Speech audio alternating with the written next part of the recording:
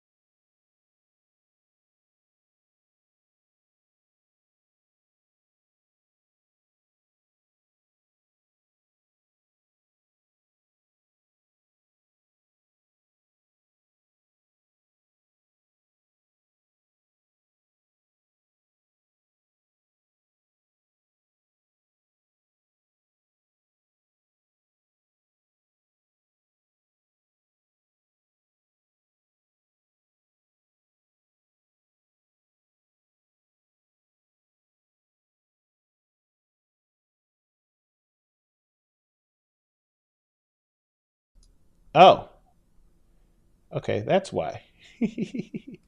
Actually, that should be much better. There we go.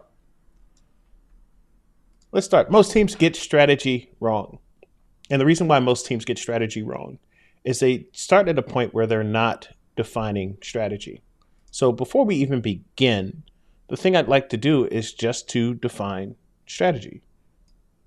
First, strategy is focused on a problem because problems help you speak about a concept without being so directive. And while plans are great for helping us get to point A to point B, when we're talking at the strategic layer, the problem with talking about things going to point A to point B is that nothing is really that simple. We're dealing with a complex environment that need different ways of accomplishing said goal, which is why a problem rather than a point is thinking on the strategic level. Likewise, we start with the descriptive as opposed to the prescriptive. Descriptive strategies help us see and accept the complexity of that world. If I tell you what's going on around you, then you're far more likely to think of ways inventive ways in which to solve the problem in which the strategy is pointed to.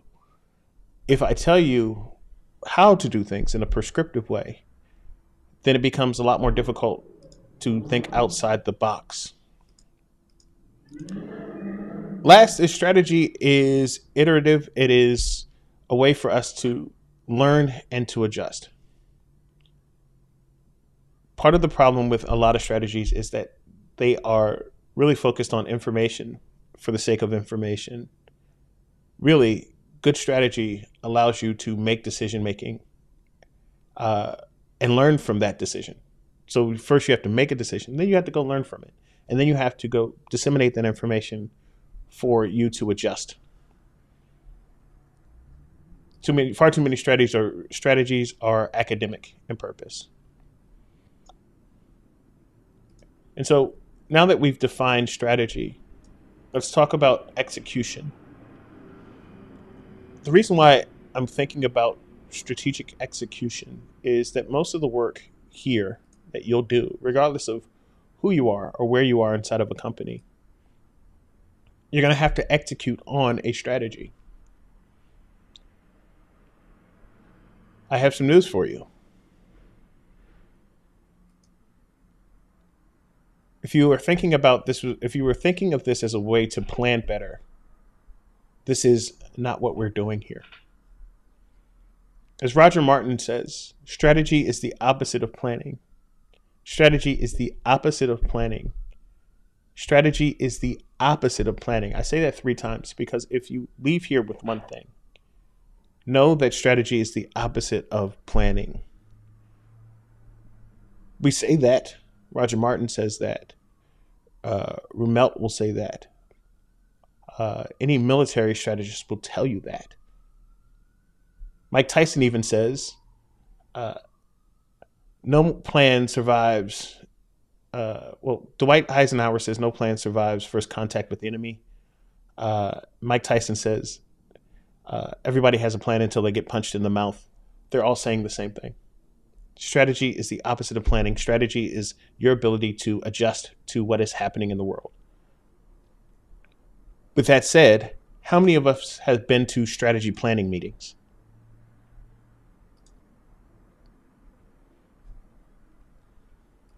Most teams get strategy wrong. They really get it wrong when it comes to executing.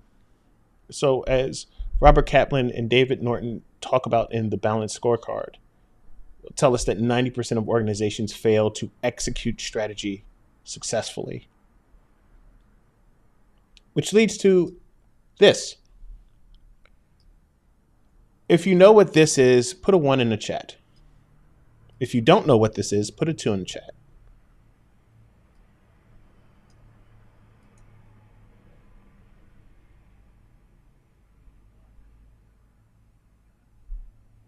All right, I'm getting a lot of 2s.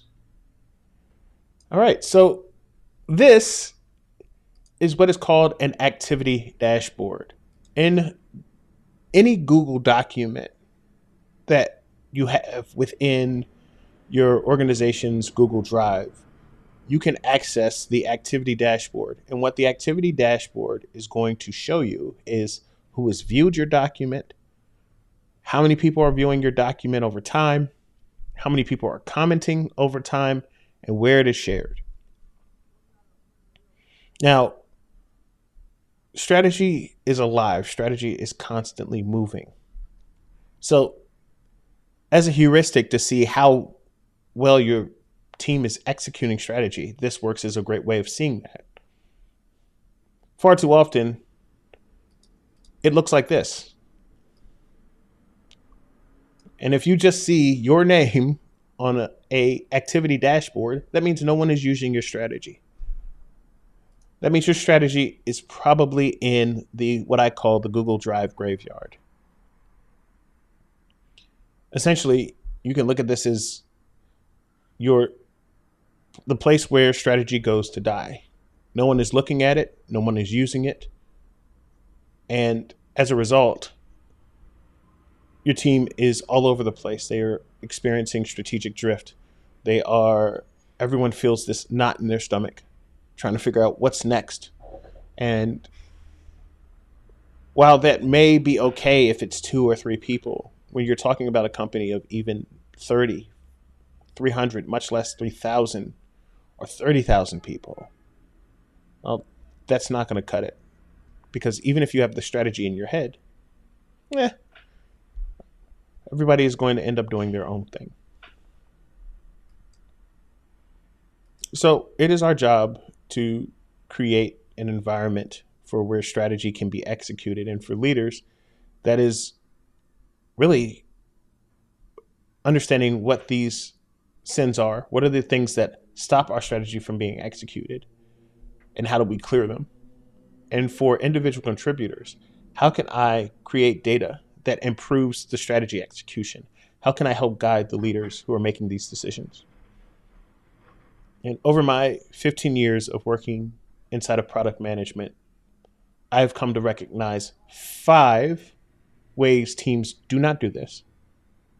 And what we're going to talk about today is how you, as a person in the room, as a creator of strategy, and for everyone that isn't creating strategy, an executor of strategy, how you can overcome those sins and help your strategy get better.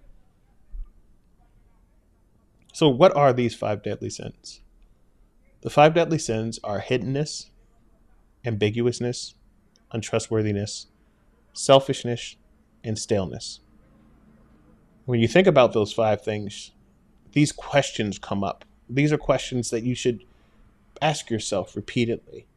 Does anybody know this strategy exists that ties to hiddenness? Who is this strategy for that ties to ambiguity? How can this strategy build trust in our work that talks about trust? How does this strategy help us and not me that talks about being inclusive with your strategy? And when does this strategy change to fit reality? That is an iterative strategy that is alive. And so during this presentation, if you're a leader or a strategy creator, you'll learn some tactics that'll help guide your team to that cohesion, that ability to go solve problems in a way that groups of people can do so with some level of cohesion. And again, if you're an IC, you're going to learn some questions that you can ask during one-on-ones to help improve strategic process. To help us go through this, we're going to work with a team today called Bobco. Bobco is a product team that has a bunch of different sides to it. There are 5 portfolios within that product team. We're going to make a stop at each one because they're each committing a sin. And so we're going to join them on their journey to fix those sins. The idea is to keep you away from this Google Drive graveyard.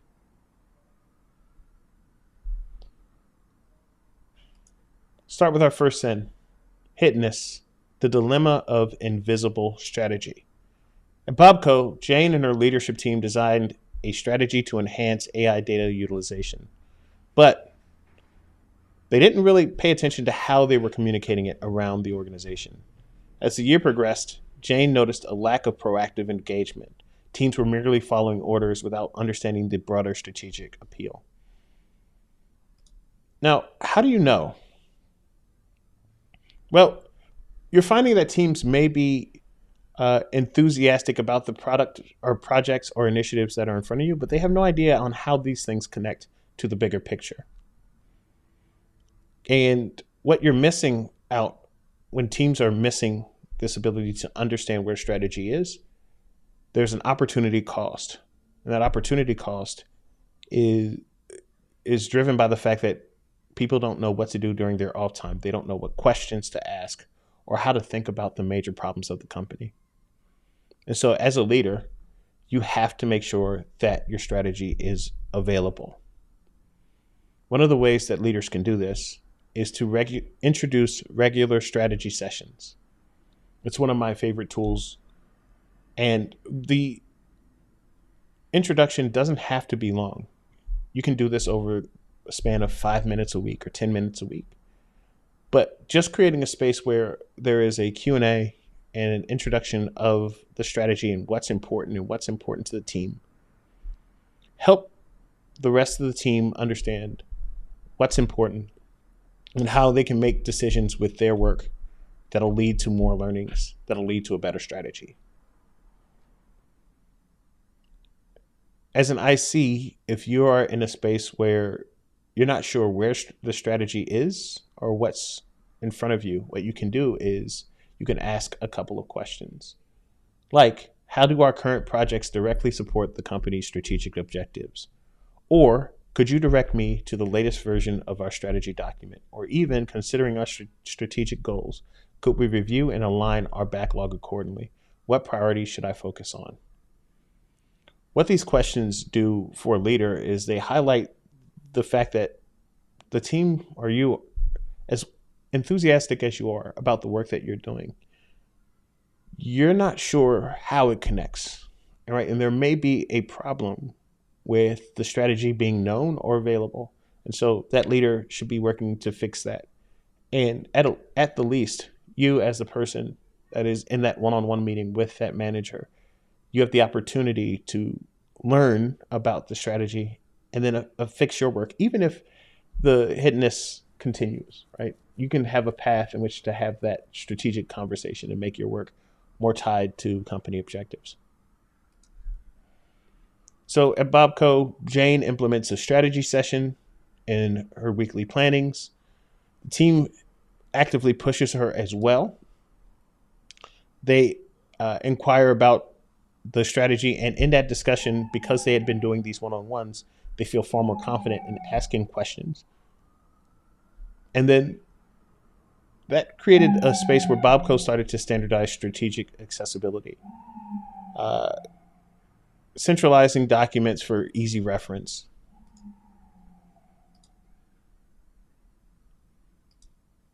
Let's talk about ambiguity, which is the chaos of unclear strategy.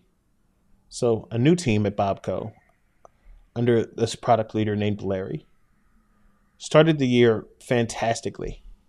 However, by the end of the year, they looked at all the things that they created and they realized they couldn't tell a cohesive story at all. In fact, none of the features really connected to each other. They were all specials. A special in this context is something that a stakeholder asked for. Somebody in sales maybe told them that there was a project that if they just had this, they would be able to sell this large contract. Or maybe someone in customer success said if they just had this, they would be able to retain a customer. Right? Next thing you know, a year later, they have a Frankenstein project. And so you know this when there's a high level of energy and commitment, but teams don't know what success looks like. If you asked, what are the success metrics for our team? Right? Just make stuff.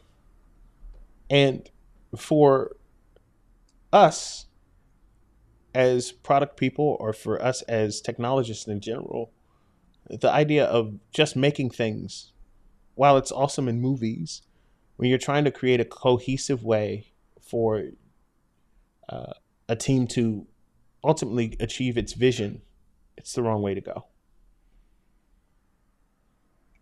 Why do teams do this?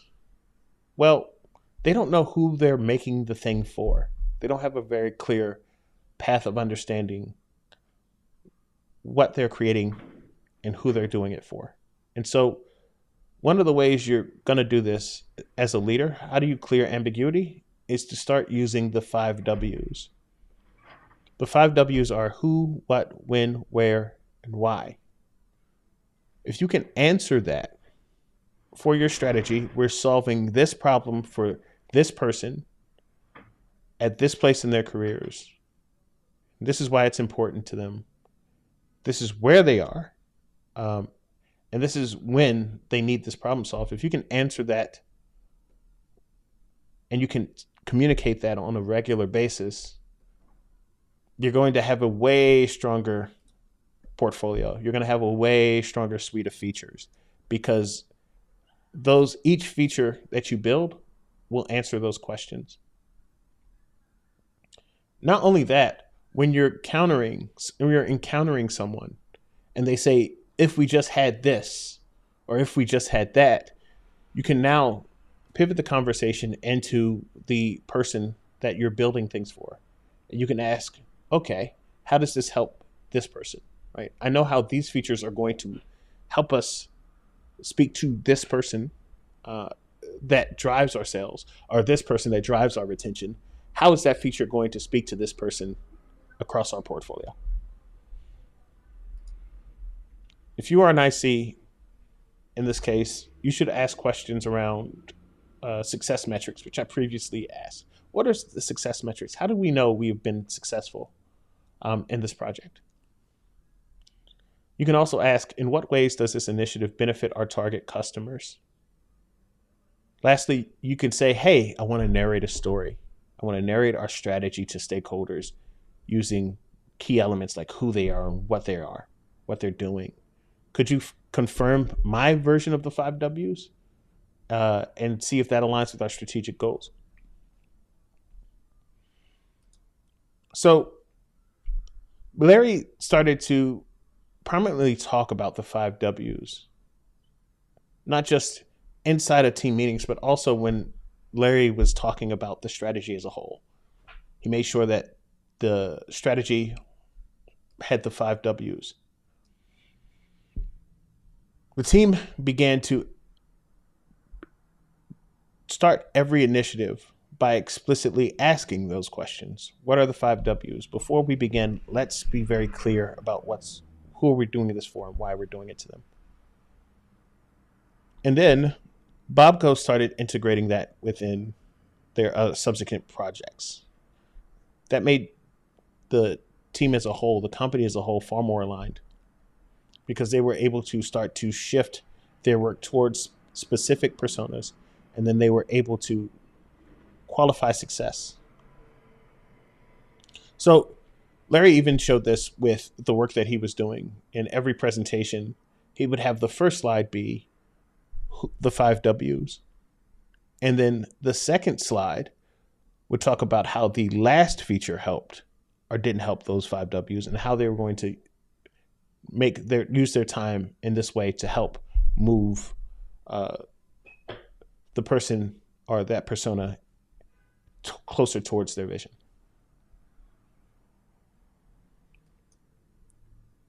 Untrustworthiness, the peril of secrecy. Unfortunately, a lot of product teams and really a lot of teams that are dealing with strategy in general are seen as secretive, sometimes seen as a black box.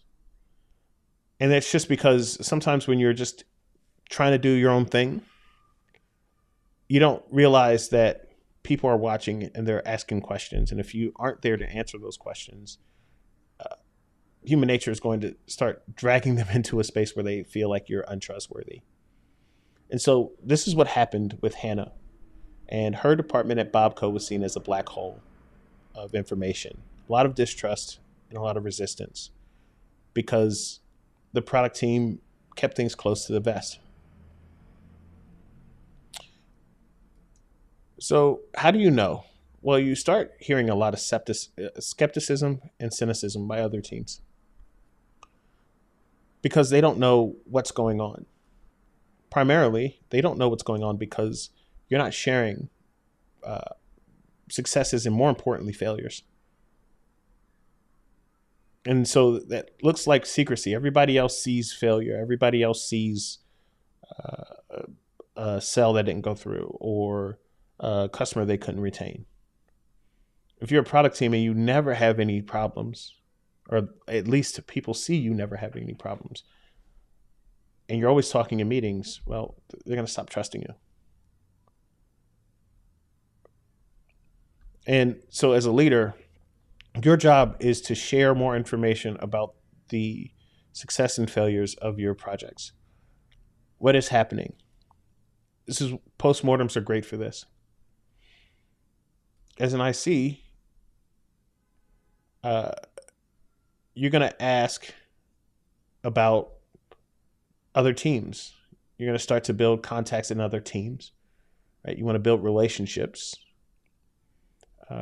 Who can I take to coffee is a great question. You can ask, what steps should I take if a project fails, right? A team seeing you go through the process of success and failure, through that failure, taking pivots, and being open about that will increase trust. It sounds counterintuitive, but in my experience, teams can see that you're human. Teams can see that things are happening, and they can feel it, right? Because if they talk to customers and they see the failures and they come back and you're telling them there are no failures, right? Then that trust starts to go away. Third, I'm looking to increase the collaboration with other teams by sharing more data. Maybe there's a data sharing problem. Ask if you can share that data with teams, and ask what data you can share. Maybe there is a good reason why data is not being shared. And so there's an opportunity to ask and get some clarification. So Hannah began to post her postmortems, and her team, following up on that, decided to talk about their failures a bit more. And so Bobco as a whole evolved because they started fostering more transparency and interdepartmental trust, because people were seeing where success and failures were.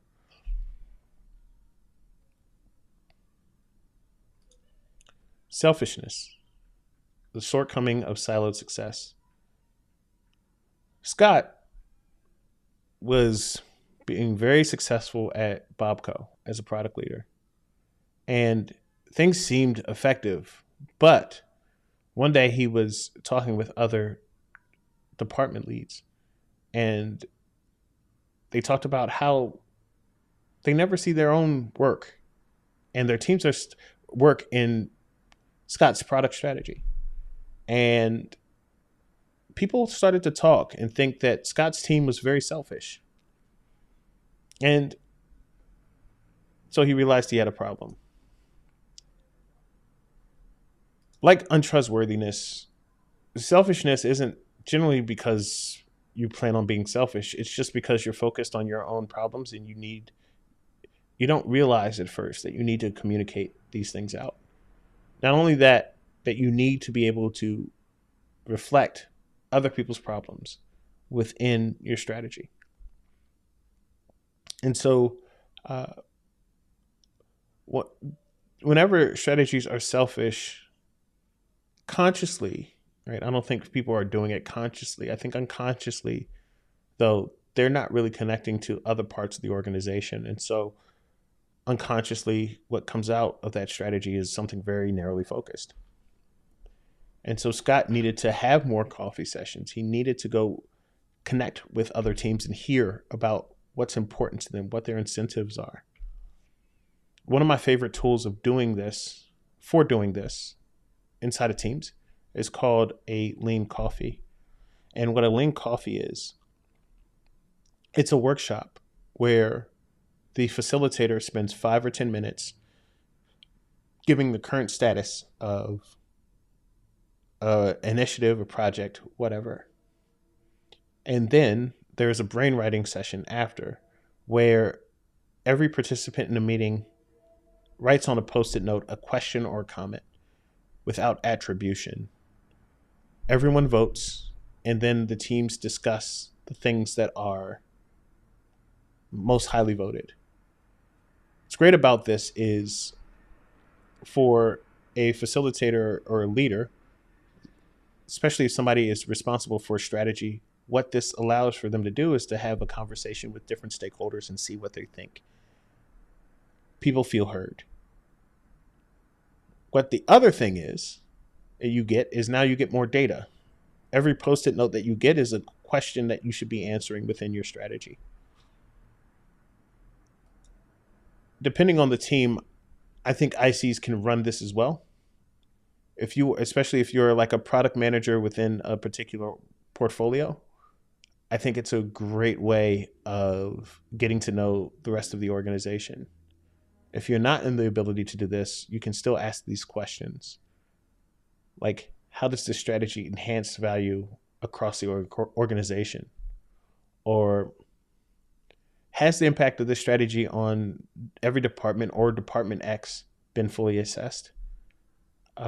Or lastly, could I spend a day with Team X to better understand how our product impacts their work? This is a great one for sales, especially. If you as a product person can go on a sales call or even a sales, any type of sales thing, whether they're visiting the site or whatever, right? If you can do that, you'll learn so much about what your customers are hearing. And then you'll also build a relationship to sales and they can give you better information as they're going through the process. You'll learn how the product you deal with gets sold. And so at Bobco, Scott integrated other teams' incentives into the strategy that he learned during those lean coffee sessions and then reflected it back to them. Team dedicated time to understanding and addressing how their work impacts others. And then Bobco evolved eventually by creating a culture of inclusivity. Right? Teams felt comfortable sharing things. Last, we're going to talk about staleness and the risk of complacency. Alicia's team at Bobco enjoyed early success with their strategy, but after a couple of months, she noticed that the successes started waning. And in fact, by the end of the year, they had lost their competitive edge. What happened? Well, what happened was the strategy never changed. The strategy was a plan. It didn't iterate. And so while it was working in the beginning, other forces changed on the field. These forces can be competitors. These forces can be legal forces, regulatory forces. These forces can be acts of God. It can be anything. However, whatever it is, you need to be able to adjust your strategy and have people get involved and know how to change the strategy when it's important. And you have to do this regularly. I often get the question when I started doing this presentation, how often should we change your strategy? Well, I think strategy should be updated probably at least once a month to deal with new things that have happened, new releases, new threats, new opportunities. I also get the question, well, what if our strategy changes all the time? And my answer to that is, if your strategy changes all the time, you probably don't have a strategy. Right? You're not talking about a iterative change. What you're probably talking about is somebody coming in and going, some leader coming in and going, and now we're working on widgets. I thought we were working on widgets. Well, no, we were working on widgets. Now we're working on widgets, right? They're with no explanation, right? That's not really a strategy iteration. That's just a wholesale change. And that is a team that is reactive and not strategic at all. And so, yeah. As I see, what you can do is ask you a couple of questions like, when did we last update our strategic assumptions, right? When was our last strategic update? Which recent market trends and performance metrics should we prioritize, right? That is asking, right, what is happening in the world? How do we change our own strategy and our own position? What methods can we employ to continuously integrate fresh insights? Again, like when we talk about being customer focused, this is the other side of it. If I'm talking to customers and we're learning things on a regular basis, our strategy should be changing. It's like when I do research. Every time I do research, right, I'm never 100% correct. I'm going to learn something from a customer that's going to blow my mind. And so I think strategy is the same way. Never 100% correct, right? We're trying to approach correctness, but we're not going to get there. So the best thing we can do is continually grab information. And that's going to help us. That's going to help us get better, get closer, get more aligned. And so Alicia instituted monthly strategy update sessions where she brought people in and they started to update the strategy based on the information they get, whether it's research, whether it's regulatory, what have you.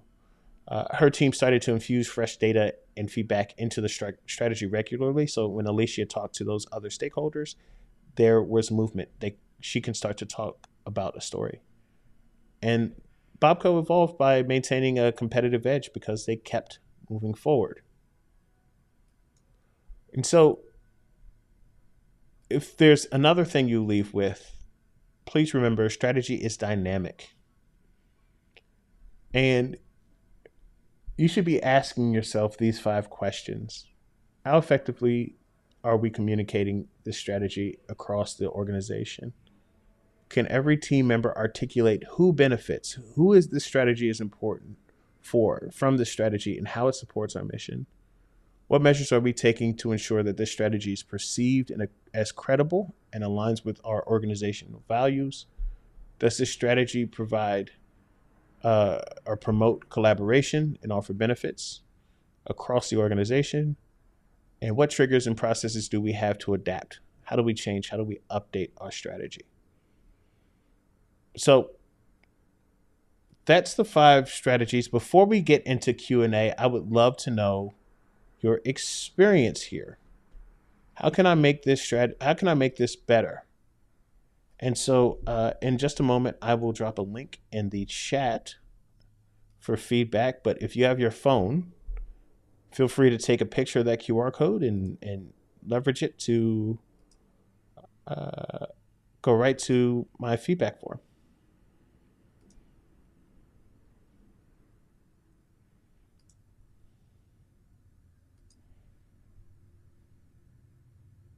The link will be dropped in the chat in just a second.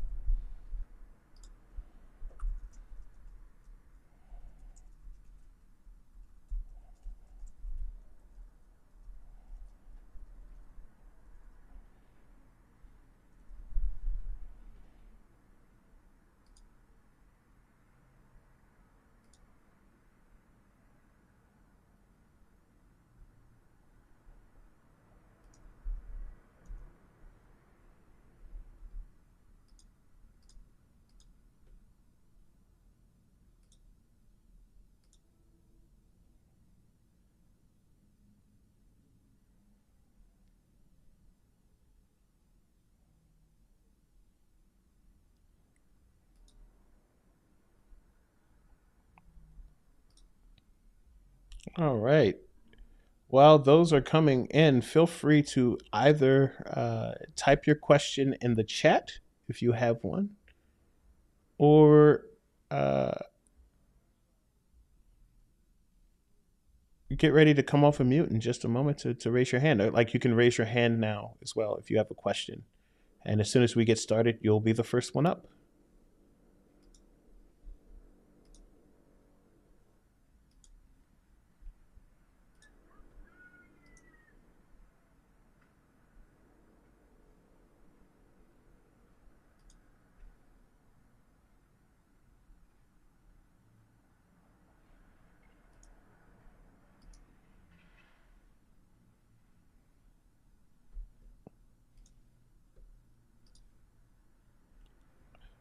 All right.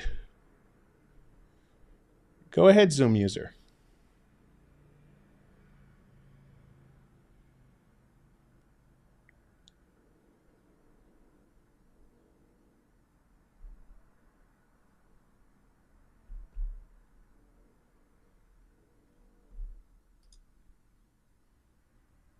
Hello.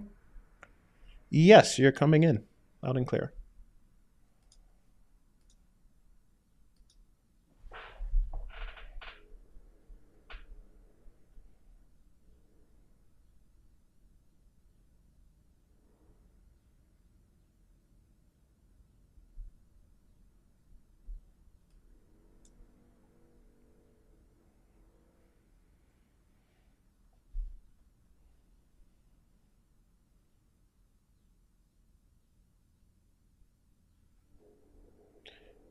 You're welcome.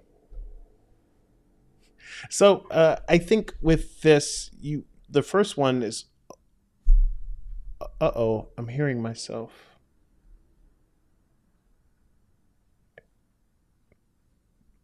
Ah, okay. So the first one is always free.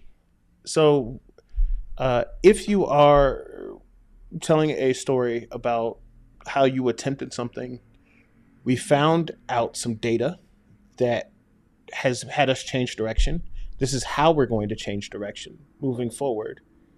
I think if you're straightforward and you tell a clear story about that, you won't lose credibility, right? You can,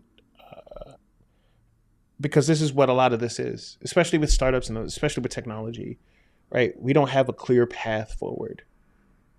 Now, where people tend to lose credibility is in one of the two things that I mentioned. Either they're not telling a straightforward story, which means somebody else in that room that is hearing that will go, "That didn't happen."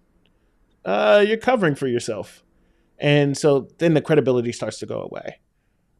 This includes, especially when you start talking about other teams, right? If you're talking about like things where all peaches and cream and some sales person is going, "We haven't sold anything in 3 months."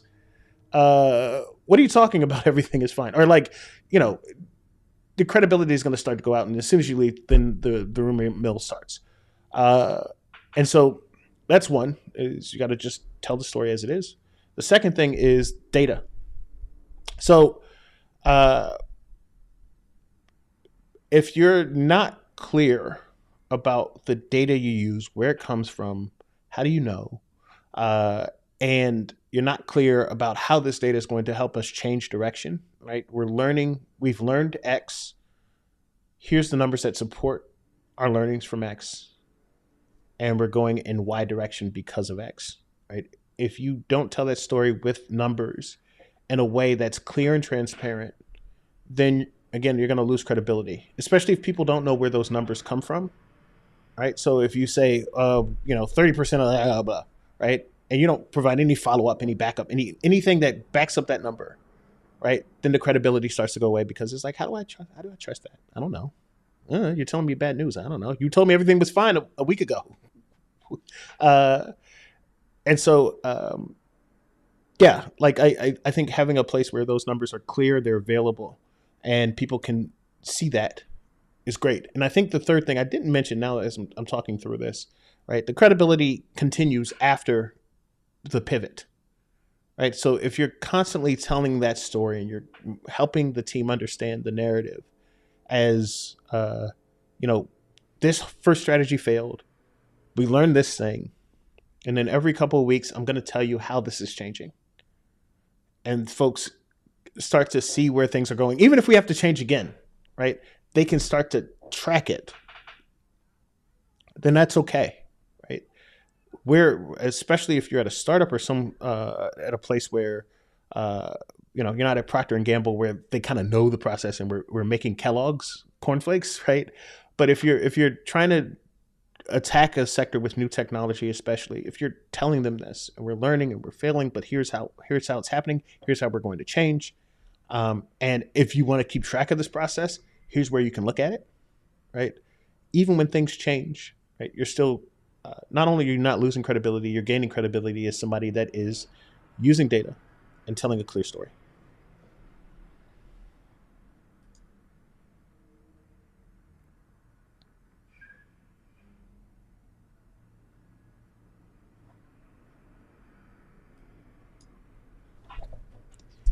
You're very welcome. Uh, any other questions? If not, I hope you sent in a feedback form because it will give you direct access to me. If not, uh, you can always reach out to me via LinkedIn. I'm going to show it in just a second as soon as my thing pops back up. There it is.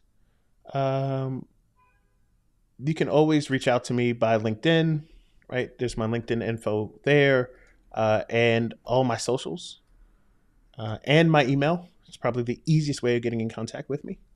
And with that, thank you for joining me for this workshop. And I hope to see you soon. Bye.